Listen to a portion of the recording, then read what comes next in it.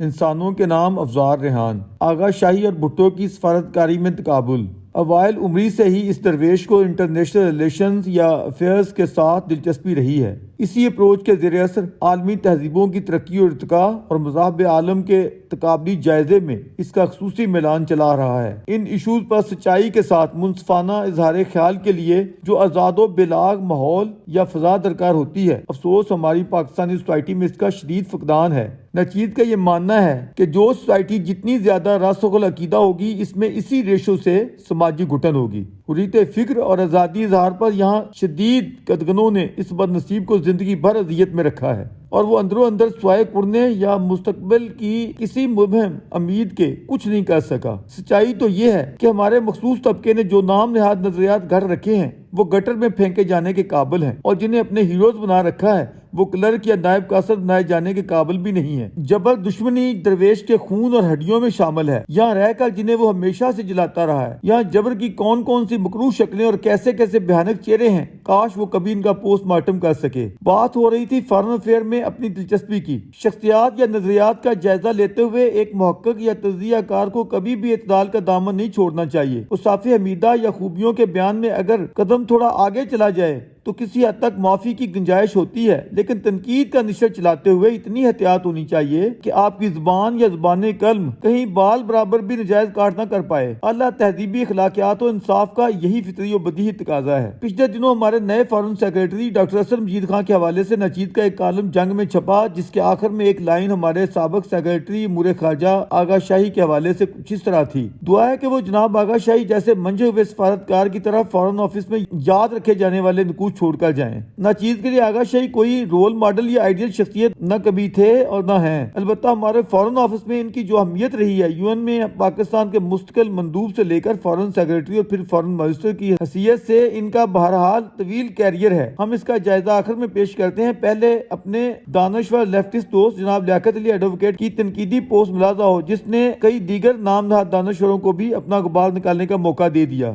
درویش کا ذکر کرتے ہوئے وہ لکھتے ہیں کہ وہ روشن خیالی اور انسان دوستی کی اقدار پر نہ صرف پختہ یقین رکھتے ہیں بلکہ اپنی بساط کے مطابق ان اقدار پر عمل درآمد کرنے کی جدوجہد میں عملی طور پر بھی شریک ہوتے ہیں۔ افزار ریحان روزنامہ جنگ جیسے موقر اخبار میں انسانوں کے نام کے عنوان سے کالم لکھتے ہیں، اور ان کا یہ کالم عمومی طور پر ان کے نظریات و خیالات کا ہی عکاس ہوتا ہے۔ افزار ریحان نے اپنا زیر بحث کالم چند روز قبل مقرر ہونے والے پاکستان کی وزارت خارجہ کے 31ویں سیکرٹری ڈاکٹر اسد مجید پر لکھا ہے۔ افزار ریحان اور ڈاکٹر اسد لا کالج میں ہم جماعت رہے اور زمانہ طالب علمی کے دوران ان دونوں کے مابین جو روابط قائم ہوئے تھے انہیں یہ آج تک خوش اسلوبی سے نبھا رہے ہیں۔ ان کا یہ کالم دراصل ڈاکٹر اسد مجید کا شخصی خاکہ ہے جو ان کے دوست نے لکھا ہے، اور جس میں ڈاکٹر صاحب کی شخصیت کے مثبت پہلوؤں کو اجاگر کیا گیا ہے۔ بات اگر ڈاکٹر اسد مجید تک رہتی تو کوئی بات نہ تھی، کیونکہ ان کی پیشہ ورانہ صلاحیتوں بارے بہت کم لوگوں کو معلوم ہے، لیکن افزار نے اپنے کالم کے آخری پیراگراف میں دعا کی ہے کہ ڈاکٹر اسد مجید اپنے پیش رو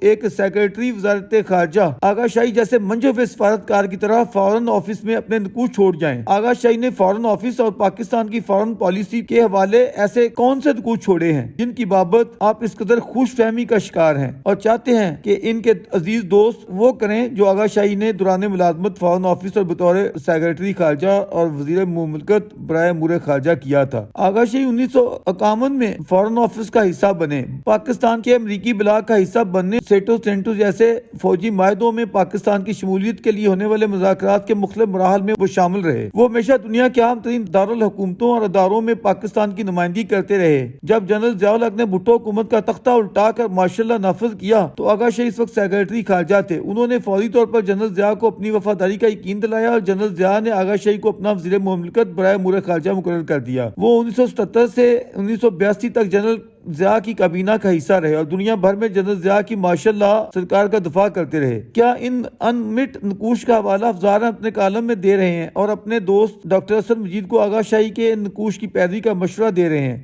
لیاقت صاحب اس متذکرہ کالم میں مزید رقم تراز ہیں۔ بھٹو کی سیاست اور طرز حکمرانی کا میں قطعاً مداح نہیں ہوں بلکہ شاید ناقد ہوں، اور میری تنقید کی وجہ سے فیس بک پر کچھ احباب ناراض ہو جاتے ہیں، لیکن ان کی محبت ہے کہ ناراضگی کے باوجود ورچوئل تعلق قائم ہے۔ لیکن بھٹو سے نفرت کا مطلب قطعاً یہ نہیں ہے کہ جنرل ضیاء جیسے بدترین آمر اور اس کے سیاسی اور نظریاتی لواحقین کی حمایت کی جائے۔ میرے نزدیک ہم جس سیاسی اور نظریاتی خدشات میں مبتلا ہیں اس کے پس پشت دو قومی نظریہ، بھارت دشمنی اور مسلم امہ کا بے بنیاد تصور ہے، اور جب تک ہم تینوں تصورات سے جان نہیں چھڑاتے پاکستان ہرگز ترقی اور خوشحالی کی راہ پر گامزن نہیں ہو سکتا۔ ان تینوں تصورات کو پروموٹ کرنے میں آغا شاہی جیسے بیوروکریٹس کا رول بہت نمایاں تھا۔ وہ محض سرکاری افسر نہیں بلکہ ریاست کے نظریہ دان تھے۔ واضح ہے کہ کامریڈ لیاقت علی صاحب ایک محقق کی طرح بحر علم میں غوطہ زن رہتے ہیں اور اکثر انمول موتی ڈھونڈ نکالتے ہیں، البتہ ان کا تنقیدی نشتر بعض اوقات کار تریاکی سے آگے نکل جاتا ہے۔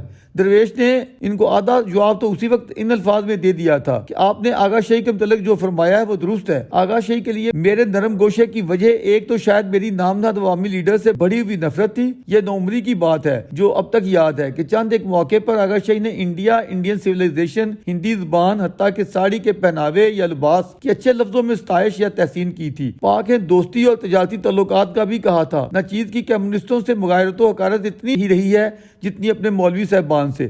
دونوں نظریہ جبر کے علم بردار تھے۔ بچپن میں یہ تمنا ہوتی تھی کہ انڈیا سوویت یا سوشلسٹ بلاک چھوڑ کر امریکن بلاک میں آ جائے۔ آغا شاہی کی غیر جانبدار تحریک میں دلچسپی کے باوجود ان کی امریکہ نوازی ہمیشہ بیٹر لگی، اور ولی خان صاحب کے یہ الفاظ گویا دل پر لکھے ہوئے تھے کہ اس سیرین ڈکٹیٹر کو ہٹانے کے لیے شیطان کی مدد بھی لینی پڑی تو لیں گے۔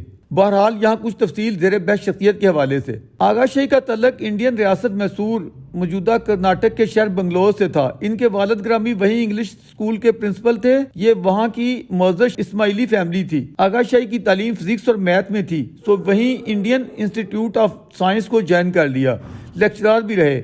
لیکن والد صاحب اس سے مطمئن نہیں تھے، سو انہوں نے 1944 میں انڈین سول سروس جوائن کر لی۔ ان کی پیدائش 25 اگست 1920 کی تھی اور ان کی پہلی پوسٹنگ سندھ میں ہوئی۔ یہی وجہ تھی کہ پارٹیشن کے بعد ان کی فیملی 1947 میں کراچی منتقل ہو گئی۔ یہاں انہوں نے چیف منسٹر غلام حسین ہدایت اللہ اور ایوب کھوڑو صاحبان کے ساتھ کام کیا، ماں بعد کمشنر بھی رہے۔ آغا شاہی کے بڑے بھائی آغا ہلالی، جن کے بیٹے ظفر ہلالی ہمارے سخت گیر دانشور ہیں، نے فارن سروس جوائن کر رکھی تھی۔ وہ لندن، واشنگٹن اور ماسکو میں پاکستان کے سفیر کی حیثیت سے خدمات سر انجام دے چکے تھے، اور پھر آغا شاہی نے انہی کی طرح فارن آفس میں خدمات سر انجام دی۔ واشنگٹن اور بیجنگ میں سفارتکاری کے علاوہ وہ ملتوں پاکستان کے مستقل مندوب کی حیثیت سے اقوام متحدہ میں خدمات سر انجام دیتے رہے۔ اقوام متحدہ میں انہوں نے سر ظفر اللہ چودھری، پرنس علی آغا جو موجودہ اسماعیلی امام آغا عبد الکریم کے والد تھے، اور پطرس بخاری صاحب کے ساتھ کام کرنے کا اعزاز حاصل کیا۔ یہ جنرل ضیاء الحق نہیں، آپ کے عوامی لیڈر ذوالفقار علی بھٹو تھے، جنہوں نے آغا شاہی کی 1973 میں بطور فارن سیکریٹری پاکستان تعیناتی کی تھی، اور 5 جولائی 1977 کو جنرل ضیاء کے بھٹو کا تختہ الٹنے تک وہ اس ذمہ داری پر فائز رہے۔ یہ درست ہے کہ 1978 میں ضیاء الحق نے بھی ان کی خدمات سے مستفید ہونے کے لیے ان کی بطور وزیر مملکت برائے خارجہ تعیناتی کی۔ اگر آپ محض اس تعیناتی کی وجہ سے ان کی مخالفت کریں گے تو پھر یہ حقیقت بھی ذہن میں رکھیں کہ سوائے آدھی پی پی کے پاکستان کی تقریباً سبھی سیاسی پارٹیوں نے اس حکومت کا کسی نہ کسی حوالے سے ساتھ دیا، جن میں خان عبد الولی خان جیسے بے باک اور نڈر قومی رہنما بھی شامل تھے۔ نواز شریف آج ہمارے قائد جمہوریت ہیں، جو آمریت مخالف جدوجہد کا سمبل بن چکے ہیں۔ اے کے بروہی جیسے ملک کے ممتاز قانون دان کے متعلق آپ کیا کہیں گے؟ یہ کہہ دینا کہ آغا شاہی فوجی حکومت کا ساتھ دیتے ہوئے امریکی بلاک کا حصہ بنے رہے اور سیٹو سینٹو جیسے فوجی معاہدوں کا پارٹ رہے، درست نہیں، کیونکہ یہ معاہدے جنرل ضیاء نہیں، جنرل ایوب کے مارشل لائی دور بلکہ اس سے بھی پہلے 54-55 کے ہیں، جب ان کی کوئی ایسی پالیسی پر اثر انداز ہونے والی حیثیت نہ تھی۔ ایوبی فوجی حکومت کا اصل کرندہ آغا شاہی نہیں، ذوالفقار علی بھٹو تھا، جو اس فوجی ڈکٹیٹر کا صرف کان، آنکھ اور زبان ہی نہیں تھا، لٹرلی اسے ڈیڈی کہتا تھا۔ لہٰذا آغا شاہی کو اس سلسلے میں متعون کرنے سے پہلے بہتر ہوگا کہ اس روحانی فرزند کی صفائی میں کوئی غزل چھیڑی جائے۔ ہمارے دوست کو معلوم ہوگا کہ فوجی ڈکٹیٹر ضیاء الحق نے تاشقند رازوں جیسے کسی جھوٹے اور جعلی شرانگیز واویلے پر مگر مچ کے آنسو بہانے پر نہیں، فورن پالیسی کے حوالے سے واضح اختلافات پر انہیں 1982 میں وزیر خارجہ کے عہدے سے ہٹا کر صاحبزادہ یعقوب علی خان کو ان کی جگہ اپنا نیا وزیر خارجہ تعینات کیا۔ اختلاف کی بنیادی وجہ نان الائن موومنٹ کی طرف ان کا واضح جھکاؤ تھا، جسے وہ OIC سے زیادہ اہمیت دے رہے تھے۔ دوسرے، سوویت یونین کے متعلق پاکستان کی ہاش پالیسی کو بدلتے ہوئے وہ آنے والے وقت میں پاکستان کو جہادی تماشے سے بچانے کے لیے اس سے اچھے تعلقات کے خواہشمند تھے۔ وہ امریکی دوستی کو قائم و دائم رکھتے ہوئے یہ چاہتے تھے کہ ہمیں روس سے خواہ کی دشمنی سے گریز کرنا چاہیے اور اپنی خارجہ پالیسی کو بشمول بھارت معتدل و متوازن بنانا بنانا چاہیے۔ کوئی بھی غیر جانبدار دانشور بطور وزیر خارجہ بھٹو اور آغا شاہی کی کارکردگی، سفارتکاری اور سفارتی بیانات کا منصفانہ جائزہ لیتے ہوئے اس نوع کی پرکھ کر سکتا ہے کہ پاکستان کے خارجہ تعلقات کی بربادی اور بہتری کس کے کھاتے میں جاتی ہے۔ آغا شاہی نے سستی عوامی مقبولیت کے لیے کسی مداری جیسی ڈگڈگی کبھی نہیں بجائی۔ یہ کہ ہم انڈیا سے 1000 سال لڑیں گے یا گھاس کھا لیں گے لیکن بربادی کے ہتھیار بنائیں اور چلائیں گے، یہ امر پیش نظر رہنا چاہیے کہ آغا شاہی اول و آخر ایک سفارتکار تھے۔ پالیسی سازی میں ان کی وہ حیثیت کیسے ہو سکتی ہے جو کسی سیاستدان یا پھر بالفعل کسی عسکری شخصیت یا جنرل کی ہو سکتی ہے؟ انہوں نے کبھی خود کو یہاں آنری پیسنجر کی حیثیت سے پیش نہیں کیا۔ اس سلسلے میں مزید تفہیم کے لیے ان کی وہ تقریر ملاحظہ کی جا سکتی ہے جو ان کے ضیاء الحق سے اختلافات کا باعث بنی۔ اس سلسلے میں کم از کم کسی کامریڈ کو تو اعتراض کی کوئی گنجائش نہیں بنتی ہے۔ وزارت خارجہ سے مستعفی ہونے کے بعد 1982 سے 93 تک اقوام متحدہ میں ان کا رول نسلی امتیاز اور ہیومن رائٹس کے حوالے سے ملاحظہ کیا جا سکتا ہے۔ وہ اس سلسلے میں یو این کی ہر 2 کمیٹیوں کے چیئرمین اور کو چیئرمین کی حیثیت سے خدمات سر انجام دیتے رہے۔ یو این میں کی گئی ان کی تمام تقاریر کا ریکارڈ موجود ہے۔ اس کا تقابل ہر حوالے سے اس نام نہاد عوامی لیڈر اور ناکام ترین وزیر خارجہ کی تقاریر سے کیا جا سکتا ہے۔ پولینڈ کی قرارداد پر اس شخص نے جو حرکت کی، سفارتکاری کی تاریخ میں وہ ایک غیر سفارتی اور غیر پارلیمانی ہی نہیں، بدماشی اور غنڈہ گردی کے معنوں میں دیکھی جائے گی، جس کا نقصان اول و آخر پاکستان کو ہوا۔ اس پر کہنے کو بہت کچھ ہے حضور۔ اپنی سستی شہرت اور جعلی مقبولیت کے لیے یہاں کون کون سے ڈھونگ اور ڈرامے نہیں کیے جاتے رہے۔ تب تو چلیں کہا جا سکتا ہے پروپیگنڈے یا حالات کی